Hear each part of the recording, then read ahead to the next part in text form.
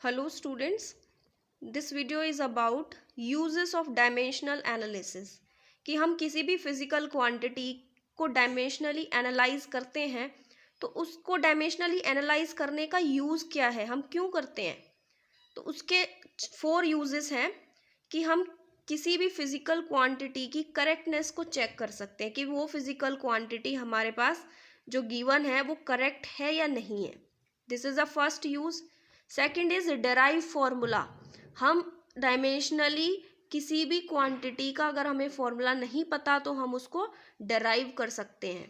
इसका third use है कि हम अगर ओल्ड क्वांटिटीज़ हैं उसको न्यू क्वांटिटीज़ में डेराइव कर सकते हैं। फॉर एग्जांपल आपके पास ऐसा यूनिट है वर्क की जूल और आपको उसको न्यू यूनिट में चेंज करना है, दैट इज सीजीएस यूनिट होती है वर्क की अर्ज। तो आप जूल से अर्ज में चेंज करना चाहते हो तो आपको डायमेंशनल फॉर्मूला उसमें डायमेंशनल एनालिसिस हेल्प करता है। एंड फोर्थ यूज इज कि अगर आपको कुछ क्वांटिटीज़ की डायमेंशनल इक्वेशन नहीं पता है तो आप उसको भी फाइंड आउट कर सकते हो बाय द एडिटिव और सब्ट्रैक्टिव प्रॉपर्टीज़। तो हम firstly we discuss about first use that is to check the correctness of a physical equation. For ये जो आपका रूल है, ये जो आपका पहला यूज है, ये यूज एक प्रिंसिपल होमोजेनिटी के ऊपर बेस्ड है।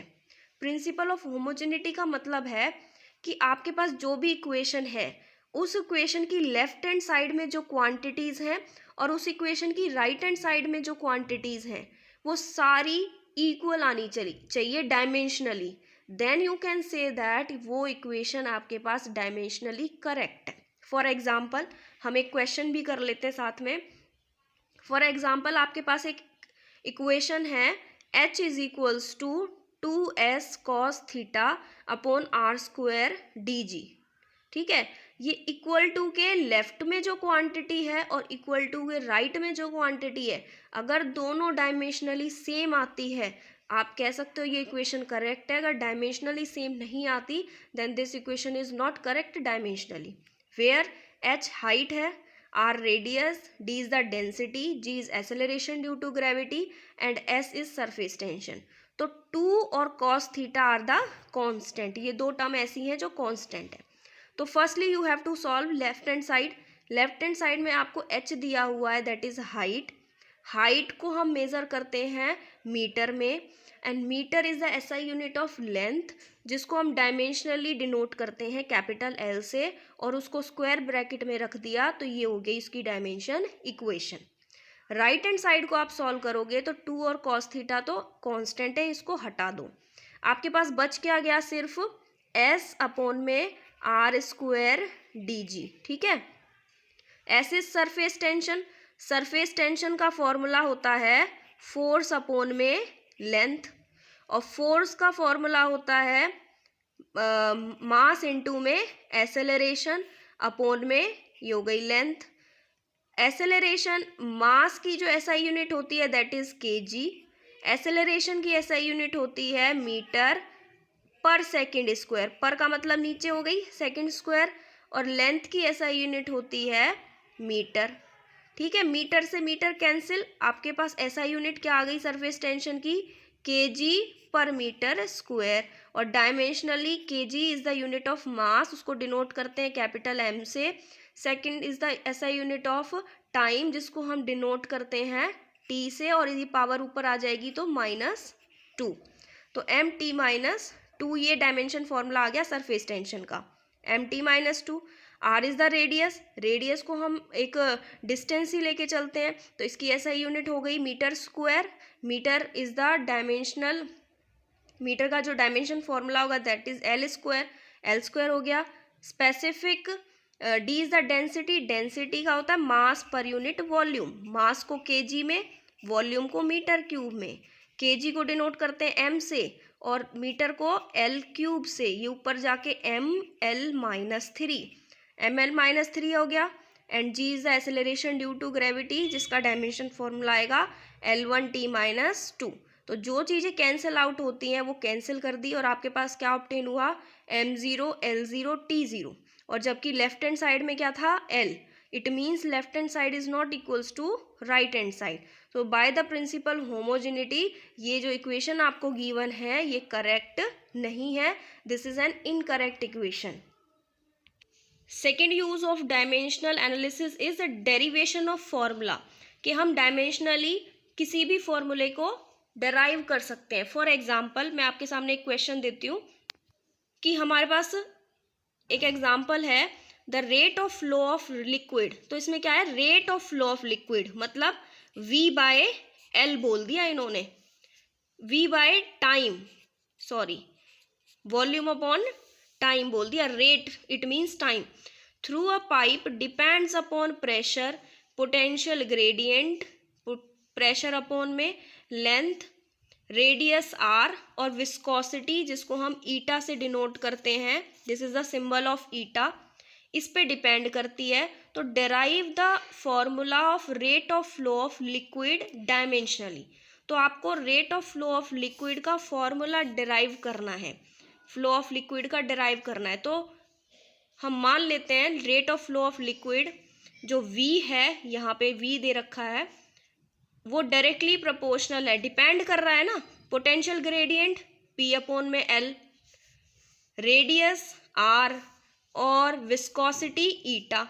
लेकिन हमें ये नहीं पता कि रेडियस की कितनी पावर होगी, पोटेंशियल ग्रेडियंट की कितनी पावर पे डिपेंड कर रहा है, या फिर विस्कोसिटी पे कितना डिपेंड करता है. जैसे हम ऐसे लिखते हैं ना, जैसे time is directly proportional R square, या हम लिख सकते हैं टाइम का cube is directly proportional to R square, कि इसकी पावर कितनी है, डिपेंडेंसी भी कितनी है.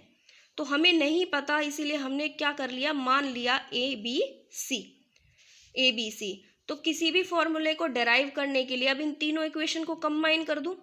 कंबाइन करने के बाद मेरे पास जो टोटल इक्वेशन आई that is V is directly proportional to P upon में L into A, R raise to power B, eta raise to power C. और इस प्रोपोर्शनैलिटी कांस्टेंट को हटाने के लिए K प्लेस कर दिया, K इज अ कांस्टेंट जिसकी कोई डायमेंशन नहीं है, ये सिर्फ एक जस्ट एक कांस्टेंट है. और V यहाँ पे क्या था, फ्लो ऑफ लिक्विड पर यूनिट टाइम. तो फ्लो ऑफ लिक्विड वॉल्यूम क्या हो गया इसका, length multiply breadth multiply height, that is metre में होती हैं ये तीनों चीज़ें, डिनोट करते हैं L से, L क्यूब, और नीचे हो गया पर यूनिट टाइम का T, ये T ऊपर जाके क्या हो जाएगा, T रेज टू पावर -1. ये तो आ गई आपके पास left hand side. K is a constant, P by L, P यहाँ पे क्या था, प्रेशर, और प्रेशर क्या होता है, फोर्स अपॉन में एरिया, और फोर्स की डायमेंशन इक्वेशन क्या होती है, M1 L1 T -2. एरिया क्या हो गया, लेंथ इंटू ब्रेड्थ मतलब L की पावर 2, और ये ऊपर जाएगा तो आपके पास प्रेशर का फॉर्मूला आ गया M1 L की पावर -1 T की पावर -2. वही पुट किया है प्रेशर. लेंथ का डायमेंशन फंडामेंटल क्वांटिटी L से डिनोट करते हैं, इसकी पावर A. R रेडियस है, इसकी SI यूनिट मीटर, L से डिनोट करते हैं. ये हो गया कोफिशिएंट ऑफ विस्कोसिटी, इसका फॉर्मूला होता है ईटा दैट इज F अपॉन में RV. F is a force, इसकी जो डायमेंशन इक्वेशन होगी M1 L1 T -2, R is a radius, metre में करते हैं फंडामेंटल क्वांटिटी L, और V is the velocity, V हो गई मीटर पर सेकेंड, इसकी SI यूनिट होती है, मीटर इज द लेंथ, पर सेकेंड टाइम T -1. इसको सॉल्व करोगे तो M1 L की पावर, ये 1 है, यहाँ पे भी पावर 1 है, ये कैंसिल आउट हो जाएगी, ये L की पावर ऊपर जाके -1, T की पावर -2, ये T की पावर ऊपर जाके +1 हो जाएगी, तो T की पावर -1. तो ये डायमेंशन इक्वेशन आ गई ईटा की. तो तीनों की डायमेंशन इक्वेशन लिखने के बाद अब हम इसको इसकी पावर से मल्टीप्लाई कर देंगे जो हमने पावर मानी थी, M की पावर A, L की पावर -2A, T की पावर -2A, ऐसे सारी पावर्स को ऐड करके एक स्क्वायर ब्रैकेट में लिख दिया. आफ्टर दिस जो मास जिसको हम M से डिनोट कर रहे हैं उसके जो पावर्स हैं which is equals to left hand side and right hand side की बराबर होगी. लेंथ की left hand side right hand side की पावर को इक्वेट करो, टाइम की पावर को इक्वेट करो। यहाँ से आपके पास ए, बी एंड सी की इक्वेशन, इस इक्वेशंस में से वैल्यूज़ आ जाएंगी। और जब आपके पास ए, बी, सी की इक्वेशन वैल्यूज़ आ गई, उन वैल्यूज़ को आप इस इक्वेशन में पुट कर दोगे, then you have the formula of rate of flow of liquid, that is K P L upon raise to power 1, R की पावर 4, ईटा की पावर -1, जो कि हमें इनकी वैल्यूज़ नहीं पता थी, हमें डायमेंशनली एनालाइज करके इनकी वैल्यूज़ को फाइंड आउट कर लिया। सो this is the second use which we called कि how to find out the dimension formula by dimensional analysis। Third use है डायमेंशनल एनालिसिस का कि एक यूनिट सिस्टम से दूसरी यूनिट सिस्टम में आप किसी भी क्वांटिटी को कैसे कन्वर्ट करते हो। इसमें भी हम एक एग्जांपल लेके चलते हैं। फॉर एग्जांपल x आपके पास कोई क्वांटिटी है और n1 u1, n1 यहाँ पे नंबर है टू बी चेंज्ड, और u1 आपके पास ओल्ड क्वांटिटी है या ओल्ड यूनिट सिस्टम। तो ओल्ड यूनिट सिस्टम कितने टाइम चेंज हुआ है, n2 u2 are the new unit system and n2 is the number to be change, जो कि न्यू यूनिट सिस्टम में चेंज हुआ है। ठीक है, तो ये है पुरानी क्वांटिटी के लिए और ये है न्यू के लिए। तो यहाँ से n2 की वैल्यू जो आएगी that is n1 u1 upon में u2, और n1 is the number to be changed और u1 u2 are the old and new quantities. तो आपके पास जो क्वांटिटी आएगी वो m, l और t की फॉर्म में आएगी।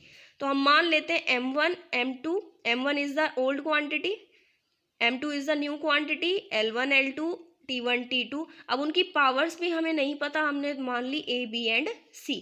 फॉर एग्जाम्पल एक एग्जाम्पल लेके चलते हैं कि convert N energy of 1 joule into अर्ज। नंबर कितना दे दिया आपको, n2 की वैल्यू कितनी, n1 की वैल्यू कितनी दे दी 1, कि 1 जूल एनर्जी को आपको अर्ज में चेंज करना है। This is the SI system and this is CGS system में एनर्जी की वैल्यू होती है। ठीक है, तो SI सिस्टम के अंदर क्या थी, एनर्जी की वैल्यू SI यूनिट में जूल, और CGS सिस्टम क्या कहता है, सेंटीमीटर ग्राम एंड सेकेंड, और SI system metre kilogram and second. So according to that you have n2 is equals to n1, m1 upon m2 raised to power a, l1 upon l2 raised to power b, t1 upon t2 raised to power c। n1 की value आपको दे दी कि 1 joule energy को convert करना है, तो यहाँ 1 value put कर दी। n2 की वैल्यू, अब 1 जूल को कन्वर्ट करना है तो SI सिस्टम जो कि पुराना है ओल्ड, कन्वर्ट किस में करना है, अर्ज में, मतलब CGS सिस्टम में जो कि अर्ज, जो कि क्या है, न्यू। ठीक है, तो ओल्ड में SI सिस्टम रखेंगे तो SI सिस्टम में मास होता है किलोग्राम में, लेंथ होती है मीटर में और टाइम होता है सेकंड में। CGS सिस्टम में मास होता है ग्राम में, लेंथ होती है सेंटीमीटर में और टाइम होता है सेकंड में। तो old unit systems and new unit system जिसमें हमें कन्वर्ट करना है, उसकी पावर्स। अब यहाँ पे A B C की वैल्यू कैसे फाइंड आउट करोगे कि आपके पास ओल्ड सिस्टम में वर्क की जो SI यूनिट होती है दैट इज जूल, तो वर्क का फॉर्मूला होता है फोर्स इनटू डिस्प्लेसमेंट, तो वर्क का जो डायमेंशन फॉर्मूला होगा that is m1 l1 t-2 multiply by l। ये कैसे आया, फोर्स इनटू डिस्प्लेसमेंट से। इस इक्वेशन को सॉल्व करोगे m1 l2 t-2, ये हो गई पावर ओल्ड यूनिट सिस्टम की, तो आपने उन्हीं पावर्स को वहाँ पे पुट कर दिया। लेकिन जब आप किलोग्राम को ग्राम से कट नहीं कर सकते तो उसको चेंज करोगे, तो 1 किलोग्राम में 1000 ग्राम होते हैं, तो किलोग्राम को रिप्लेस कर दोगे 1000 ग्राम से। 1 मीटर में 100 सेंटीमीटर होते हैं, 1 सेकंड में 1 सेकंड ही होते हैं। ठीक है, इसकी पावर -2। तो जब आप इसको सॉल्व करोगे सेकंड से सेकंड कैंसिल आउट, 0 की पावर 1 की पावर -2 क्या हो गया, 1 ही होगा। ग्राम से ग्राम कैंसिल, 10⁻³ बच गया। सेंटीमीटर से सेंटीमीटर कैंसिल, 10⁻⁴ बच गया, 2 2 जा 4। तो टोटल कितनी आ गई आपके पास वैल्यू, 10⁻7। तो 1 जूल के अंदर कितने अर्ज होते हैं, 10⁻7। सो हम डायमेंशनली एक यूनिट सिस्टम से दूसरी यूनिट सिस्टम के अंदर भी क्वांटिटी को चेंज कर सकते हैं। This is the third use.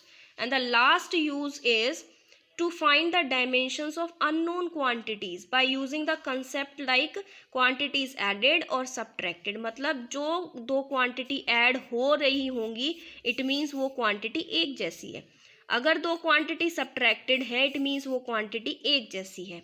इस प्रिंसिपल पे बेस्ड, फॉर एग्जाम्पल आपके पास एक वंडर वाली इक्वेशन है P plus a by v square v minus b is equals to R T. P आपको पता है pressure, this is volume, this is gas constant and this is temperature. लेकिन a और B यहाँ पे constant होते हैं, आपको इन्हीं की डायमेंशन फॉर्मूला निकालना है। सो अकॉर्डिंग दिस रूल, जो पी के अंदर ऐड हुआ है प्रेशर के अंदर प्रेशर ही ऐड होगा, वॉल्यूम के अंदर वॉल्यूम ही सब्ट्रैक्ट होगा। इट मीन्स ये दोनों क्वांटिटी क्या है, बराबर। So according to this rule pressure के अंदर प्रेशर ऐड हो रहा है, इट मीन्स ये दोनों क्वांटिटी बराबर। वॉल्यूम में वॉल्यूम सब्ट्रैक्ट हो रहा है, इट मीन्स ये दोनों क्वांटिटी बराबर। तो यहाँ से इनको इक्वेट करने के बाद हमारे पास ए की वैल्यू आएगी P V square. P is a pressure, pressure का डायमेंशन इक्वेशन निकालो, वॉल्यूम की डायमेंशन इक्वेशन निकालो, उसको सॉल्व करके आपके पास डायमेंशन इक्वेशन आएगी m1l5 t raise to power -5 which is the dimension equation of A. So हमने डायमेंशनली एनालाइज करके ए, जिसकी हमें इक्वेशन नहीं पता थी, वो फाइंड आउट कर ली। Similarly v is equals to B and b is equals to volume. Volume का डायमेंशन फॉर्मूला होता है length multiply breadth into height and which is denoted L cube square bracket में। So this is the dimension equation for B. Dimension analysis के uses हैं तो कुछ इसकी limitations भी हैं। फर्स्टली इसकी लिमिटेशन क्या है कि इसमें जो एक कांस्टेंट आता है के, ये मेथड उसके बारे में कुछ भी नहीं बताता। सेकेंड इसकी लिमिटेशन है कि अगर फिजिकल क्वांटिटी दो या दो से ज़्यादा क्वांटिटी पे अगर डिपेंड कर रही है तो उसको ये डायमेंशनली एनालाइज नहीं कर सकता। Third is it fails when a physical quantity like this is a sum of difference of two or more quantities. Fourth limitation is it fails to derive relationship between trigonometry, algorithm और exponential functions के बीच का ये relation derive नहीं कर सकता। And ये ज़रूरी नहीं, dimensionally correct relation in physics needs not to be correct always. ज़रूरी नहीं है वो हमेशा करेक्ट ही हो जो इक्वेशन डायमेंशनली करेक्ट है। So these are the limitation of dimensional analysis.